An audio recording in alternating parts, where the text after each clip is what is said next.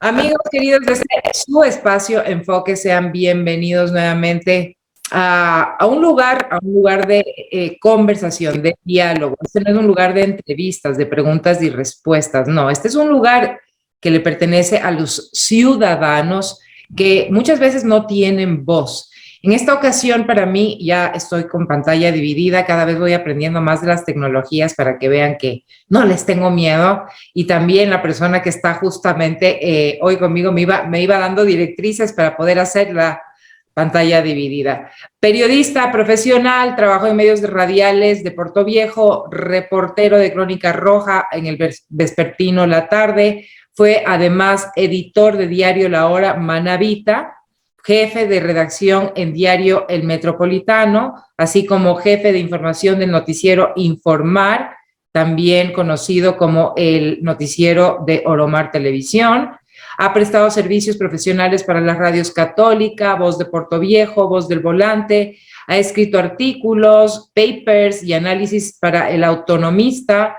Es un columnista, es una persona que está muy actualizada y permanentemente cuestionando la realidad local. Dispone de un diploma superior en políticas y gestión descentralizada en educación, otorgada por la Flaxo, miembro activo y de comité de promejoras en una ciudadela específica que es la Antonio de Vallejo, en la parroquia rural de Puerto Cayo, y ese tipo de trabajos no se minimizan porque los ciudadanos que hacemos labor social y de responsabilidad con nuestro entorno y con nuestras comunidades, pues somos los que realmente demostramos que podemos hacer un mejor país. Y más allá de eso, Raúl es también y fue un soldado de fuerzas especiales, boina verde. Así que la conversación va a estar bastante interesante porque, como te decía, el objetivo del programa,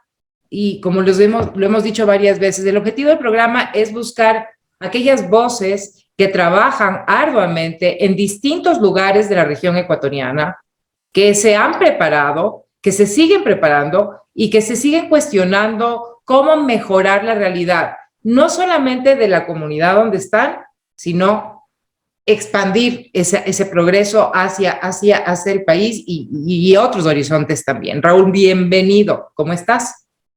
Estefanía, un gusto saludarte. Realmente este tema de tener voces siempre será importante, ¿no?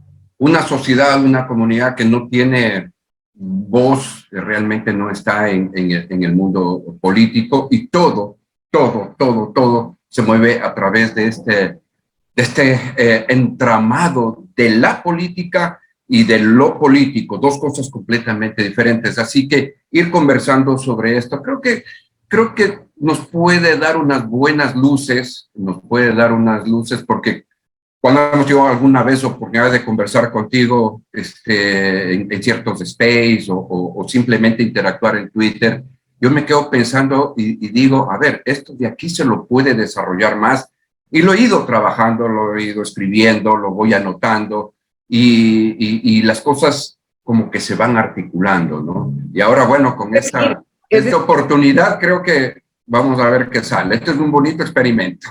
Así es un experimento porque los ciudadanos permanentemente están diciendo que no tienen el espacio y la voz. Y cuando estamos hablando de una provincia tan grande y tan importante como Manabí, aquí me corre la sangre de Manaba, como ustedes no tienen idea. Por eso también tengo una relación estrecha con Raúl, porque siempre estoy pendiente de qué es lo que está sucediendo en mi provincia. Y Raúl, yo quiero empezar por ahí. Aterricemos directamente en la provincia. Tú como comunicador, como periodista, como investigador, como académico, como una persona que ha creado una red de comunicadores incluso a nivel nacional. Podemos hacer una historia de lo que es el Manabí antes de aquel terrible y nefasto terremoto de abril del 2016, un antes y un después, ¿o crees que Manabí pudo superarlo rápidamente y el manabita vive en crisis permanente? ¿Cuál es tu percepción en ese sentido?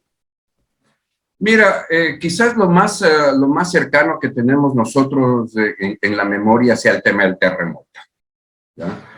Pero Manabí ha tenido otros problemas, ¿ya? Recordemos el fenómeno del Niño, por ejemplo, creo que en 98, una situación bastante fuerte. Antes de eso tuvimos el tema de la gran sequía o otros problemas. Ya, son situaciones que se van dando y que son propias, ¿no? De esta zona. Hemos tenido problemas de índole político, de cierre de carreteras, de reclamos, y quizás debamos ir preparándonos, viendo un poquito más al futuro y decir, y está previsto, ¿no? A ver, y si nos viene el tsunami, ¿qué vamos a hacer? ¿No? Entonces, cuando tú pones esa situación de amenazas y de riesgo que hemos tenido en Manabí, tú puedes ver ciertas características de la provincia. Ahora, eso de ahí, obviamente tienes que pensar en Manabí no como un todo, ¿sí? Manabí está como atomizado. Y digo, a ver... ¿Me estás hablando de atomizado territorialmente o está atomizado socialmente?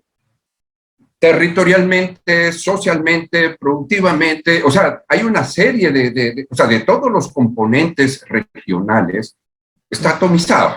Ya, si nosotros pensamos, por ejemplo, cuando nosotros hablamos de Guayas, es muy poco. Nosotros pensamos más Guayaquil. Lo mismo nos pasa con Quito, no decimos Pichincha, decimos Quito, ¿sí? Y cuando tú ves estas dos grandes ciudades, pues realmente concentran el ámbito provincial. Y pareciera que lo que ocurre en Quito y Guayaquil afecta a la provincia de Guayas o de Pichincha. Vámonos al caso de la Suay, por ejemplo, también algo parecido. En el caso de Manabí, no, creo yo. Nosotros tenemos, estamos... llamémosle, sí, atomizados. Por ejemplo, tienes Manta, Puerto Viejo. Manta se mueve alrededor de lo que es Jaramijó y Montecristi. Puerto Viejo, como otro centro poblado grande, lo voy a llamar así para no utilizar la palabra ciudad. Tú tienes Santana, tú tienes Rocafuerte. ¿Sí? Y de ahí viene todo lo que es Jipijapa. Vamos hacia la parte sur, claro, tienes exactamente. Lado, que no estaba conectado hasta que se hizo el puente y vas a la zona de lo que es Jama, que sí. Bahía de Caracas, exactamente, San Vicente. Que son las zonas turísticas que conocemos los serranos, digamos. Claro. Y mira tú que de lo que es la desembocadura del río Chone, es decir, donde está el puente, para el norte, tú ya tienes otro tipo de territorio. Estamos hablando de la zona de Río Verde. Nosotros estamos hablando de, claro, hasta llegar a Pedernales tienes Ojimía, y luego conectas tú Pedernales con el Carmen. El Carmen, administrativamente, socialmente está más ligado a Santo Domingo de los Áchilas por su cercanía. Es muy parecido a un Santo Domingo de los Colorados o a un Aloha, que son centros de acopio, ¿verdad? Central. Claro, más Santo Domingo, ¿no es cierto? De varias regiones y de varios lugares. Claro. Por eso entonces, de ahí tú bajas, claro, y de ahí tú comienzas a bajar y te estás encontrando y te encuentras con Flavio Alfaro, Chone. Y Chone ya estás viendo para Bolívar, Calceta. Entonces, tienes por ahí otra subregión, ¿sí? Y todo ahí, a tu parecer, son poblados que pueden seguir siendo considerados como caseríos, es decir, como no. Tú pasas por la carretera y ves tres casitas, ¿verdad? Un buen policía acostado, señor de autoridad de la policía echado en el asfalto, para no decir lo que decimos comúnmente. Sí. Una barra de bar viendo cómo las llantas explotan, 3 gatos y nada más, y un territorio enorme, y dices, bueno, de esto debe haber mucho, pero claro, son pequeños poblados, como tú lo estás diciendo, y eso convierte a Manabí en una provincia muy difícil de controlar de asegurar, de visibilizar en términos de sus problemáticas, Raúl? Claro, porque, a ver, nosotros, como te decía, le pensamos en toda esa dispersión geográfica, esa dispersión política, esa dispersión poblacional, dispersión humana, pero alrededor de todo eso hay un factor común. Y ese factor común es lo que ha permitido de una u otra manera generar los modelos de producción acá en Manabí. Si tú revisas la geografía, la provincia de Manabí es la única que no recibe agua de los Andes.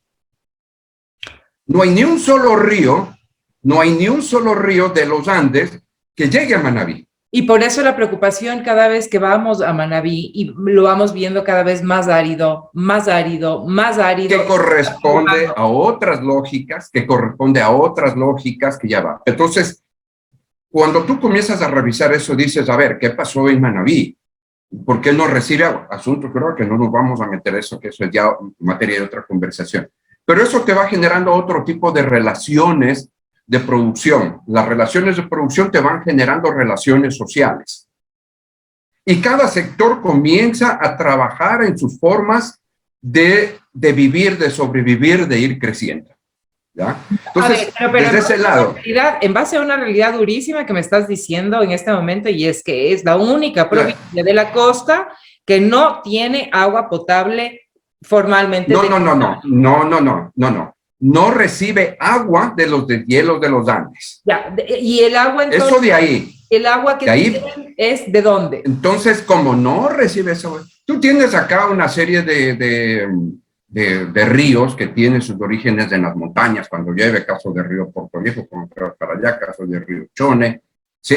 Que van recogiendo el caso del río al norte Pedernales y otra serie de ríos que son estacionarios, de ojos de agua en diferentes partes de la montaña. Entonces, sí, hay todo ese escenario hídrico exclusivamente de la provincia de Manabí, ¿ya? Que eso es bastante también, esto es bastante complejo. Entonces, por ejemplo, acá en Puerto Cayo nosotros recibimos o captamos agua del bosque de Cantagalla, ¿sí?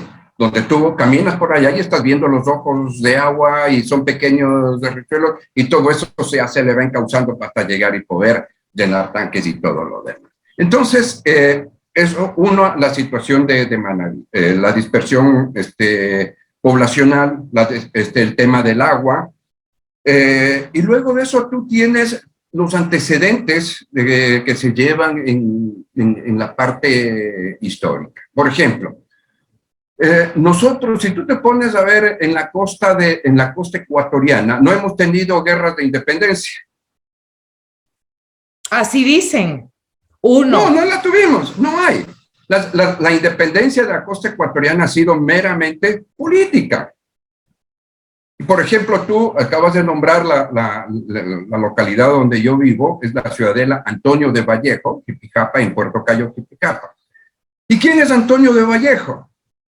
Es el señor que vino desde Guayaquil trayendo el mensaje, diciendo, señores, ya Guayaquil es libre, ¿y ustedes qué opinan? Si queremos, listo, ya toda la historia. Ay, pero justamente, ¿no? Estás contradiciendo, mira tú, que ahí estás tú dándome el ejemplo de que Guayaquil sí estaba ejerciendo esa actividad, no digamos derecho, ni mucho menos, pero es parte de la historia, ¿cómo lo contarán? En todo caso, muchos de ellos hablan de su forma de independencia, pero bueno, ahí, así es. Ahí sí te digo que nos vamos. Y de ahí tú tienes otro ícono grande que ya no es de temas de independencia, parte de la historia de Manabí. Es parte del asunto de la conquista, no conquista, sino del asentamiento español en Manabí, ¿ya? Aquí hubo otra confluencia de otro tipo entre los nativos y obviamente los españoles. El cacique, y no sé, Espérame, perdón que te interrumpa. Antes de que entre Rafael Correa, la zona de Manabí era conocida porque era poblada por los cayapas.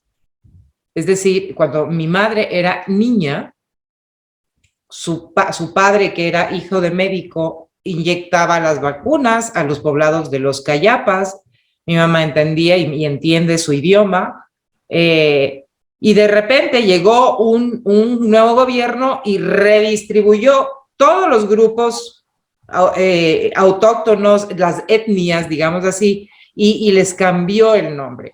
Estos cayapas ya no, de acuerdo a lo que ellos decían, ya no eran los cayapas, ya no se podían autodenominar siquiera cayapas, y cambiaron el nombre. Estaban en la zona antigua, es decir, la frontera entre Esmeraldas y Manabí, justamente. Estamos hablando de Cojimí, toda esa zona. Han habido cambios de nombres y eso a mí me parece muy gracioso porque para eso somos muy buenos los ecuatorianos. Pero ¿de qué les ha servido? Porque la cultura manabí, o sea, que está en Manabí, asentada, la precolombina, es muy rica, casi más rica que el resto de provincias. Sí, podría ser, habríamos que sentarnos ya y a revisar y todo eso. Pero quiero regresar al tema político, ¿no? Y te daba yo el nombre de, podríamos considerarlo el primer autonomista del Ecuador. Sí, y si ya lo revisamos y para no quedarnos en todo esto, que es el del cacique Inocencio Parrales Iguale. Cuéntame. Cuando fue a España y le dijo, oiga, lo cuento de otra manera como para, no, señor rey, ¿sabe qué? Déjenos nuestras tierras en paz, en la zona de Pacanje y Pijapa. Señor, déjenos trabajar, o sea, son nuestras tierras. Esto no es de nadie. Y se trajo de España un documento firmado por el rey y dijo, ¿saben qué, señores españoles que están allá? Déjenles a los señores, son sus propias tierras. Entonces, ya podemos ir revisando, si hay alguna persona que le interese esta historia, puede buscarle sobre el trabajo que hizo el cacique Inocencio Parrales Iguale, mucho antes del asunto. Entonces, nosotros vamos por ahí trabajando esos temas y Manabí se va creciendo, ¿no? Va creciendo, va manteniendo sus ideas, llega a la parte de la independencia, le nombran todo lo demás, temas productivos, comienza a trabajar con esos temas productivos y realmente medio toma una fuerza política que no se concentra en Manabí. Estamos hablando de... ¿A qué te refieres con que no se concentra en Manabí? Porque ahí sí me suena medio irónico esto. ¿Sobre qué? A que no se concentre en Manabí específicamente, sino... Exactamente. Cuando nosotros hablamos del general Eloy Alfaro, ¿sí? Digamos que la idea estaba de este señor acá, pero ¿dónde se concentra la fuerza política del general Eloy Alfaro? En Quito y Guayaquil. Yo te escucho porque... Sí, acá solamente era como un refuerzo entre los demás, ¿no? Ya todo el escenario que lo conocemos. Pero la fuerza política del general Eloy Alfaro, ¿dónde estaba? Estaba en la zona de la sierra, principalmente Sierra y Guayas y con todo lo... Entonces... O sea, las ciudades principales comercial o financieramente hablando, tal vez la capital política en ese momento, pero recuerda tú también que, claro, que antes de Eloy Alfaro y antes de otros presidentes, Ecuador tenía otras capitales. La primera capital del Ecuador fue Riobamba, es decir... Claro, es que teníamos otra configuración, con un montón de cosas, ¿no es cierto? Entonces, pero poco a poco, ¿por qué te cuento esto con respecto a Manabí? Para poder llegar a lo que tú consultabas en su momento sobre, bueno, ¿y cómo lo estás viendo ahora? ¿Verdad? Pero no puedes, o sea, a veces nos quedamos en la parte inmediatez de lo que vimos. Ah, el terremoto nos cambió. Tal vez sí, tal vez no. ¿Quién ha estudiado eso? ¿Quién ha revisado de qué manera nos impactó el terremoto acá en Manabí? Sí, los daños estructurales podemos nosotros ver. Y quizás pueda sonar hasta molestoso para muchas personas, pero cuando tú analizas lo que ocurrió con el terremoto, fue una emergencia eminentemente provincial o regional, porque el resto, por ejemplo, Guayaquil siguió con su normalidad, Quito siguió con su normalidad, con el apoyo, obviamente, que se nos dio de diferentes partes y todo. El resto del país siguió moviéndose, ¿sí? Siguió moviéndose mientras acá se trataba de solventar la crisis. Que ahí hay un artículo que yo escribí, la crisis de la crisis, ¿no? ¿Quién originó realmente, quién no pudo administrar la crisis del terremoto? Entonces, Si tú comienzas a analizarlo desde otro punto de vista, vas a encontrar otro tipo de valores que tú digas, a ver, ¿y qué pasó con Manabí después del terremoto? Perdón, ¿qué pasó con la sociedad manabita después del terremoto? Que es muy diferente, ¿sí? ¿Cómo reaccionamos? Me atrevo a preguntarte voy a insistir en lo que tú me sugieres. ¿Qué pasó con el Manabita después del terremoto? Esa es la gran pregunta. Porque sí Esa es la gran pregunta porque ¿cómo reaccionó la gente en Manta? ¿Cómo reaccionó la gente en Puerto Viejo? ¿Cómo reaccionó en Pedernales? ¿Cómo reaccionó en Bahía Caracas, en Jama? En los sitios donde realmente el golpe fue duro. Realmente fue duro. ¿Y cómo cambió las estructuras urbanas? ¿Cómo cambió las lógicas urbanas, principalmente en Manta y Puerto Viejo?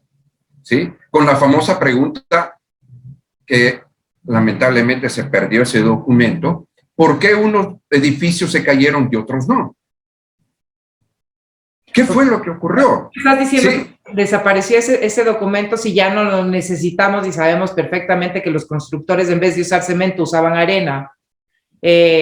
Exactamente. ¿Qué estás hablando? Ese documento lo generó la Fiscalía General y es la investigación forense que se hizo a las estructuras colapsadas.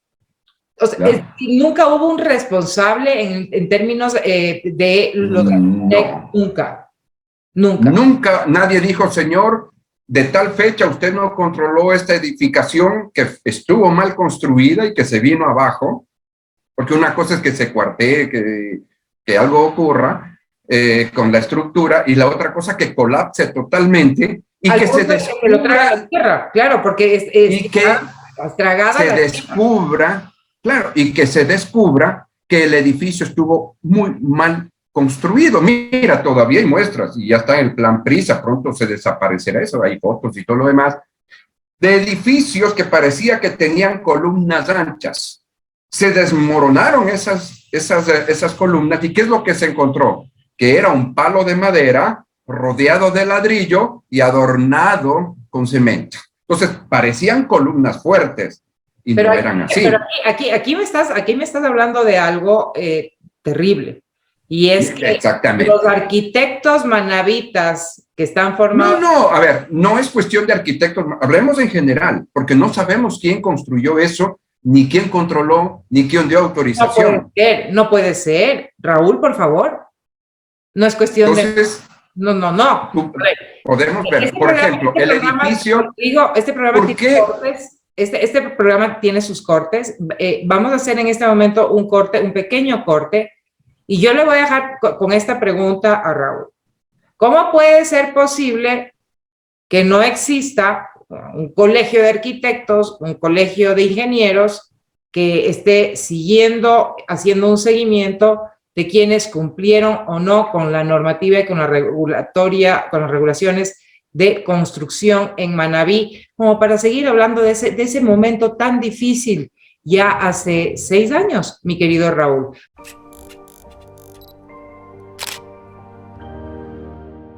Nuevamente regresamos con nuestro querido amigo Raúl Zavala. Y la pregunta que le dejamos en pendiente: ¿cómo es posible que no existan arquitectos, un colegio, un gremio que haya defendido estos intereses en términos de políticas públicas de construcción básicas, Raúl?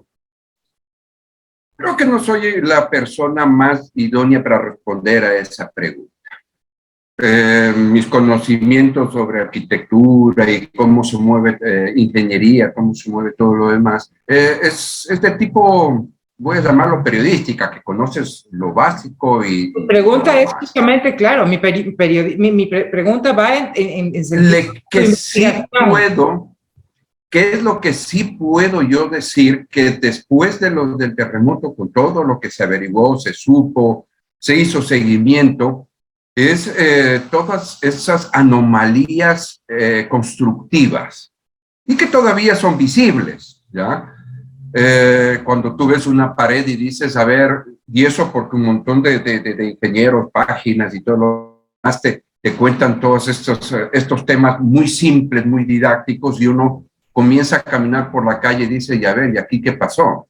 ¿Cómo es que levantaron esta pared con estos ladrillos? Porque es visible, ¿sí? Cuando tú ves que una losa, no sabes si está bien o mal hecha, pero lo que tú viste en páginas especializadas o ciertas personas especializadas te mostraron y te dieron una explicación técnica, tú ves y dices, ok, aquí hay un problema. El asunto es que armar, por llamar una nota sobre esto, te tomaría... La vida. No es como para... no es como para para temas de reportería, por llamar. Es como para un trabajo de largo aliento.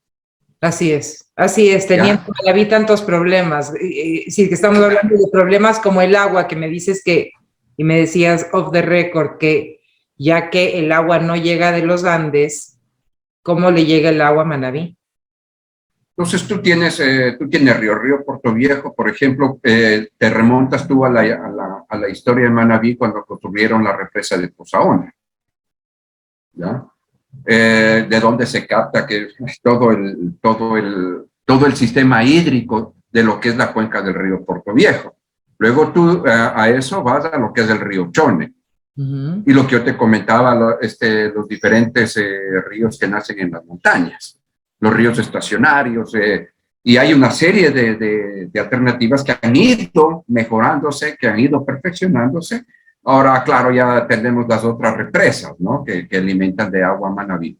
Entonces, sí hay en este rato de dónde captar agua. Es una buena noticia, es una buena noticia. Sí, eso ya está trabajado de una u otra manera. Está, por ejemplo, Manta y de otras poblaciones, todo lo que se utilizó, la tubería que era para lo de la refinería, para que aquello que quiso llamarse refinería, bueno, así, ¿sí? O sea, ustedes ya le pusieron un nombre y ya quedó. Ya se quedó eso ahí. Ya, pasó por ahí, dice, refinería. Aquí había existido, ya, ahí era. Entonces, esa tubería, ese acueducto se utiliza ahora para agua para Manta, Montecristi y Caramicó. Por contarte algo, Manta prácticamente tiene estabilizada su situación de agua, Portoviejo igual, hay problemas que vienen ya en el otro asunto que es la potabilización. Eso, y luego sí, ya viene la distribución. Ese ya es otro tema, y ahí viene contaminación de ríos y todo lo demás, que ese es otro tema álgido que podríamos ir conversando. Pero bueno, avanzamos. Lo hemos venido conversando con el tema de tratamiento de aguas residuales que no se practica. Ese es otro, ya te digo, yo recién... Claro, yo recién estuve conversando sobre los asuntos de tema de cuidado de agua con un agente de Plastigama, y todo lo que, y a partir de eso comencé yo a ver que la contaminación de los ríos era mucho más complicada. Y te pongo, por ejemplo, un ejemplo. En el río Portoviejo ya no tenemos peces. Eso ya es un síntoma. Eso es un síntoma, no, ¿sí? De una problemática. Y para Manabí. Y te digo, es para todo el Ecuador. Mira lo que acaba de pasar, y yo realmente me quedé como asombrado. Digo, a ver, y no se hizo un escándalo, voy a llamarlo así, mediático, lo que estaba pasando en Machala con el asunto del agua con arsénico. Eso fue un tema que yo dije, a ver, ¿qué? Y hace unos días la Contraloría emite ya confirmado glosas de todos los hallazgos que hizo en, creo que son 73 o 116 municipalidades o empresas de agua potable con graves problemas. Que tienen arsénico en el agua. Claro, y está el documento, Entonces uno dice, oye, ¿y qué estamos haciendo con el agua en Ecuador? Con el agua dulce. Ahí hay un informe científico del año pasado, un informe científico que habla sobre la ausencia de peces en los ríos de agua dulce del Ecuador. Están hablando en términos generales del Ecuador, no de Manabí específicamente. No, del Ecuador. Ahora Entonces, entiendo por qué Manabí es parte de un conglomerado. Claro, Manabí es parte de un conglomerado. ¿Sí? Ok, lo que está pasando con el agua dulce en el Ecuador, también Manabí tiene una muestra. Vámonos al caso del oro. Revisemos el Guayas, qué es lo que está pasando. Entonces, la problemática hídrica del Ecuador tiene también su fuerza acá en Manabí. Okay. Tendríamos que ya sentarnos a revisar en temas de... Entonces, nosotros tenemos, después del terremoto, ¿hemos mejorado nosotros nuestros sistemas de cuidado de agua? ¿Hemos mejorado nosotros nuestros sistemas constructivos, públicos y privados?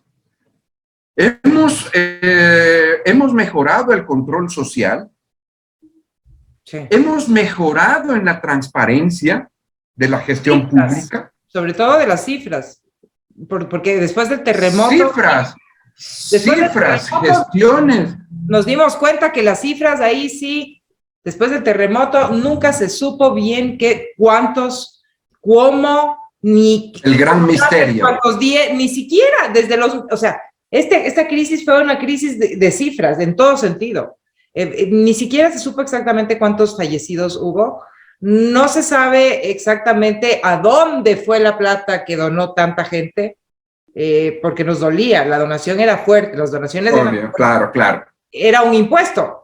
Era un impuesto que duró meses, se siguió prolongando mientras estábamos en estados de excepción. Pero bueno, regresemos entonces, a cosas buenas. Claro.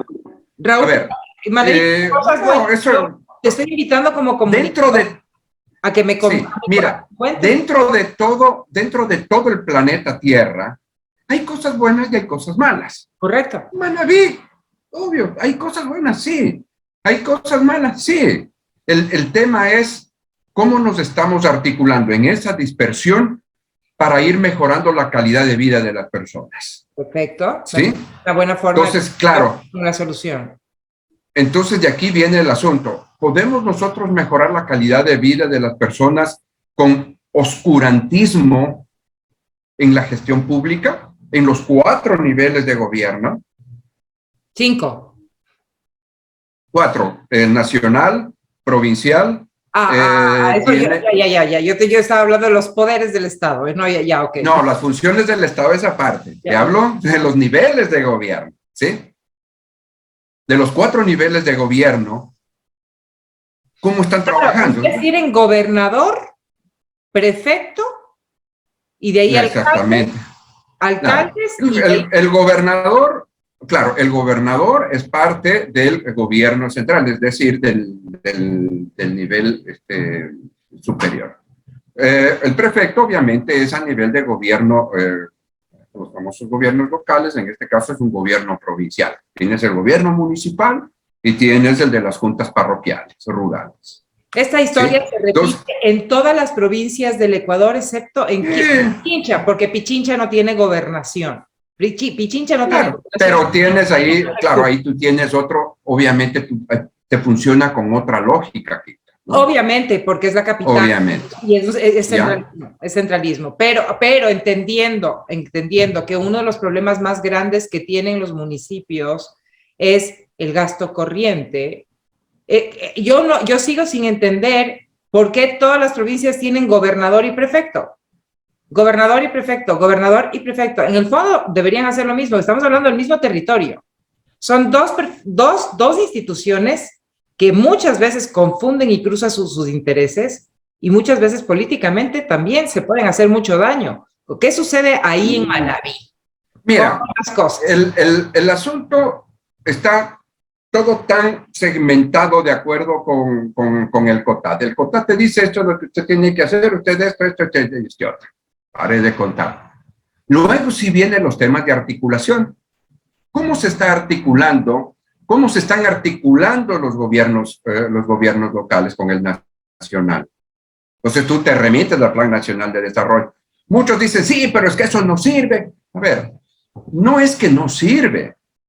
El asunto es cómo estamos trabajando, cómo estamos haciendo los ciudadanos, cómo están haciendo los funcionarios para articularse alrededor del bienestar ciudadano en general en cada territorio. ¿Sí?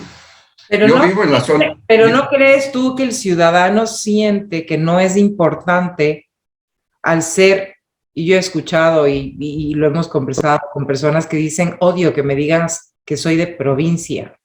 Es un poco como somos el patio trasero del país, realmente. Cada ciudad y cada provincia se siente así. Es como que hasta que Quito, el ministro, el Carondelet, llega a esta escalada pueblerina, ¿no? Vertical.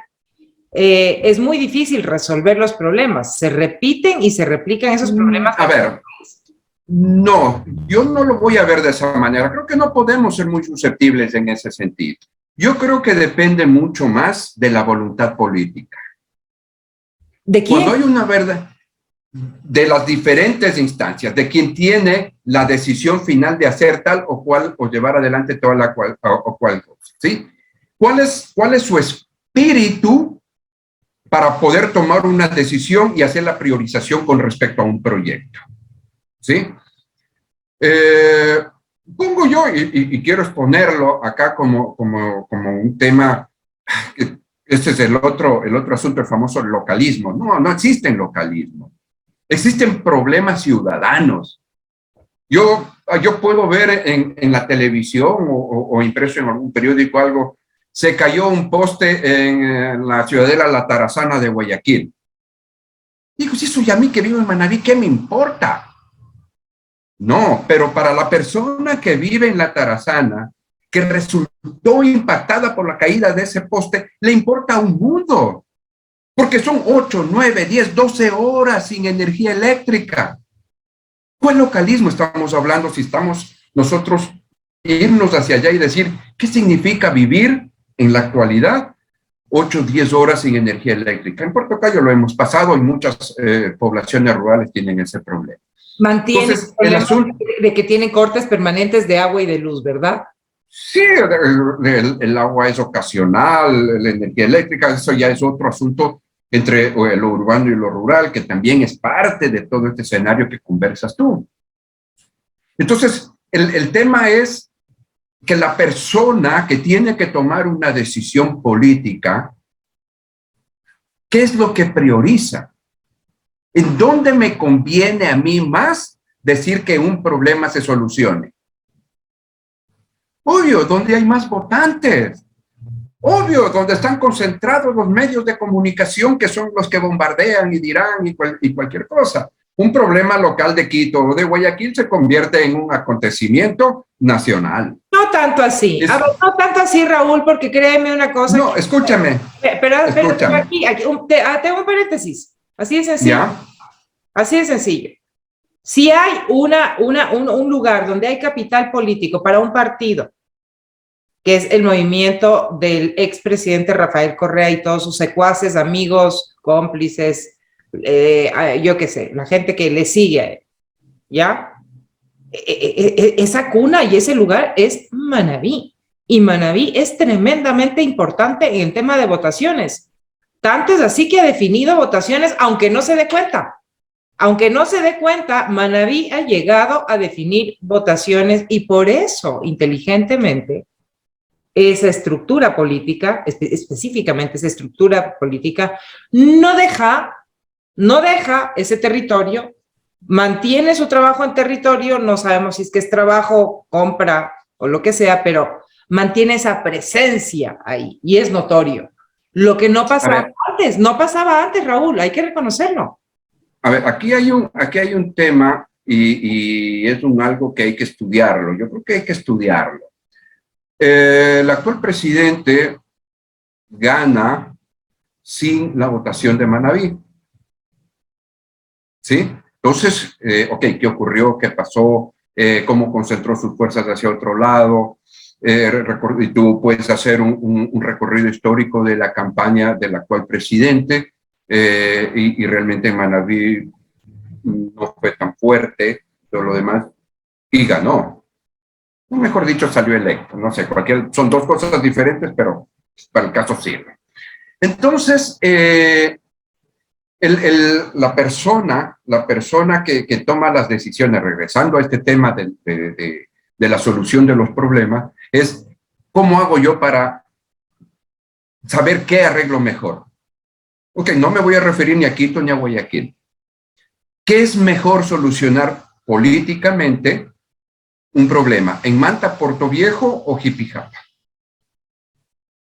O quizás en El Carmen, o quizás en Chone, donde hay mayor cantidad de población que tiene una mayor cantidad de acceso a los medios de comunicación, donde pueda tener una fuerza mediática. Eso es terrible. Ahí eso es terrible, porque claro, si me estás hablando de una geografía, ya te estoy comprendiendo tu preocupación. Es decir, territorialmente tienes una geografía muy dispersa, pequeños islas, ¿no? Islas de poblados a los que no los tienes. De poblaciones a grandes, pequeñas ciudades, sí. Claro, y no los tienes mapeado. Tanto pasa así que en ciertos lugares, si ustedes van con las dos operadoras de celular aquí en el Ecuador, en ciertos lugares Manabí no tiene señal celular. Eso es una realidad todavía increíble. Así de grande es el territorio. Entonces, tú has trabajado directamente con responsabilidad social en un poblado específico y sabes de lo que es y lo que significa relación comunitaria, trabajo cooperativizado y en función del progreso y el desarrollo de una comunidad. ¿Cómo lo logras con este problema que me estás planteando? Porque, a ver, lo primero es saber el problema. Ya sabemos cuál es el principal problema. Hay gente no visibilizada con problemas gravísimos. No vamos a entrar en detalles, pero bueno, estamos hablando de violencia intrafamiliar, no acceso a la educación, no acceso a servicios básicos, bueno, deserción escolar, salud, lo que ustedes puedan imaginarse.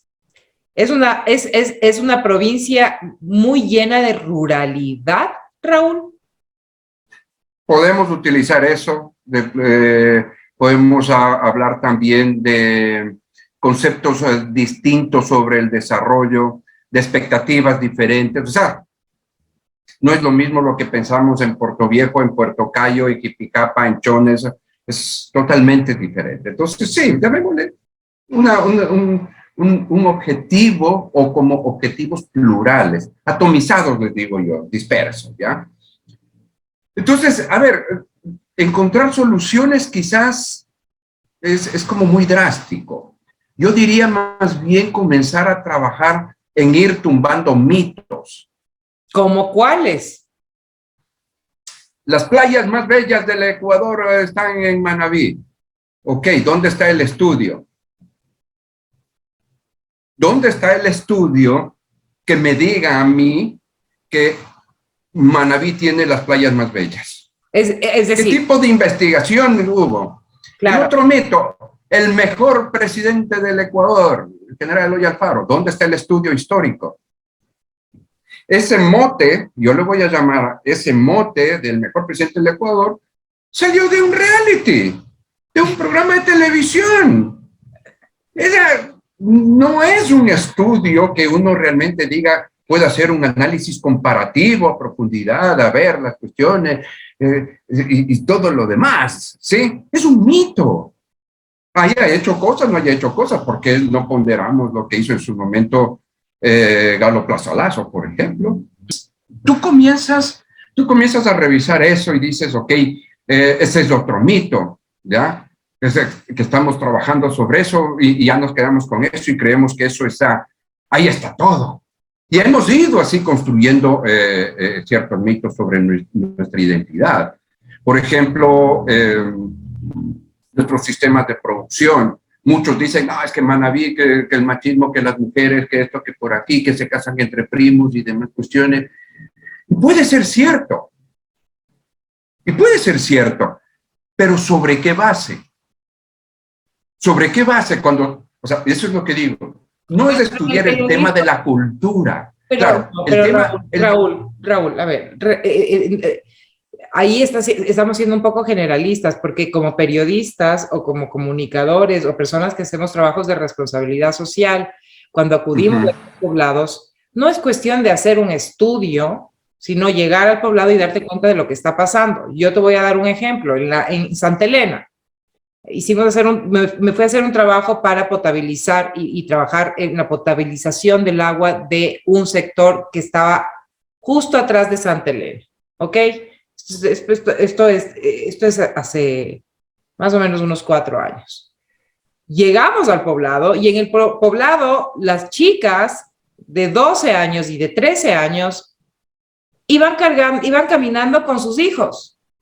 Entonces, no es cuestión de esperar a que me mande el número del gobierno, porque yo veo, es visible que en Manabí hay violencia sexual contra niñas, hay niñas y madres muy menores, no solamente menores de edad, porque menor de edad es 18 años, no, muy menores de edad. Estamos hablando de niñas que son madres, de 12, 13 años. Eso se repite, está visto como algo culturalmente aceptado y yo creo que en Manabí hasta se ha convertido como que en burla de cierta manera. ¿Qué piensas de este tema que es tan delicado? Mira, entender la situación, ¿ya? Cuando tú entiendes una situación, tú entiendes un escenario, tú puedes, no es que justificar, sino simplemente saber cómo puedes contrarrestar si es que efectivamente es malo. ¿Quién define qué es bueno, qué es malo? Te dice la ley, te dice la moral, te dice todo lo ético. Pero hay algo que es importante y que en temas ya de desarrollo, no de desarrollo, sino de crecimiento humano, le voy a hablar, es el modelo de producción. ¿Sí? ¿Qué es lo que está alrededor del modelo de producción? Es decir, ¿qué hacen las sociedades para conseguir alimento? Lo hacemos todos, unos en mayor, menor grado y todo lo así, pero lo seguimos haciendo y eso desde época de cavernas. ¿Qué hacemos para tener un techo seguro? ¿Y qué hacemos para protegernos? ¿Sí? ¿Qué tan importante es la situación familiar en Manabí? Alguien cuestionaba los estudios antropológicos. ¿Para qué estudian esas tonteras? Es para entender un poco cómo funciona una sociedad. ¿Cuáles son esas cosas que llevan esos traumas ancestrales que le llaman? Sí, para de ahí sí poder, Raúl, y de ahí sí ir poder desarrollando las cosas, ¿no es cierto? Entonces, pero, a ver, seamos claros. Aquí ha habido las cifras, ¿cómo se llamaban las cifras del gobierno de Correa? Tenía un nombre el portal. Las cifras, bueno, había un portal donde tenías todas las cifras de los ecuatorianos. Pero ya hablando como comunicadores, ejerciendo el oficio del periodista, que es duro, aquel periodista que hace investigación y de calle, no necesita las cifras, sino solamente para sustentarlas, porque te digo que en el periodismo hay testimonios más desgarradores y más duros de lo que tú puedas encontrar en una cifra. Así de sencillo. Las personas que somos sensibles y que estamos involucrados con el periodismo, con lo social, estamos justamente porque muchas veces las cifras, pero llegas y estás viendo, te voy a dar un ejemplo, me voy de vacaciones de los Andes hacia la costa y me encuentro con la familia que me va a ayudar a atender a todos los comensales. La mitad de la familia no ha estudiado. La señora está con un juicio, no puede pagar un abogado. Y las realidades son realidades así que se multiplican por una falta de conocimiento de derechos, por una falta de acceso a la educación, y la educación en derechos sobre todo, porque son gente que tiene problemas gravísimos, que no los pueden solucionar porque no conoce sus derechos. Hay un abuso del poder del cacicazgo con respecto a ese desconocimiento del derecho y del deber de parte del ciudadano. Entonces yo vuelvo a preguntarte, como periodista, como comunicador, ¿qué es lo que tienen que hacer los medios y aquellas personas que se apasionan, así como tú, por esta profesión, para ir cambiando esa realidad que cada vez es más visible y cuando es más visible, como que nos incomoda menos? Y eso es grave. No, los medios no tienen que hacer nada en este problema de inicio. Quienes tenemos que hacer somos nosotros los ciudadanos. Partir desde la ciudadanía, partir desde la organización barrial, partir desde el control social y saber que esa persona que está ahí no es un Dios que va a solucionar con una varita mágica, sino que es un funcionario que tiene que rendir cuentas y tiene que contarnos por qué tomó una decisión. ¿Sí? Liderazgos, cacicazgos, como tú quieras llamarlo, como quiera que lo llaman en diferentes partes, el asunto no está ahí, el asunto está en cómo la ciudadanía tenemos que empezar, o los ciudadanos tenemos que empezar a ejercer ese derecho del control social. Y yo lo he dicho, y a veces hasta mal interpretado, todo lo que diga un funcionario es falso mientras no demuestre lo contrario. Entonces me dicen, ¿y dónde está el principio de que todos, y no sé, le digo, perdón, eso es un principio jurídico, y estoy hablando de un principio ciudadano? ¿Cuántas veces nos llaman a ruedas de prensa o hacen grandes espectáculos y cuestiones para contarnos sobre una obra y nunca pasa nada? ¿Sí? Y nosotros los ciudadanos no reclamamos ni tampoco dejamos registros. ¿Sí?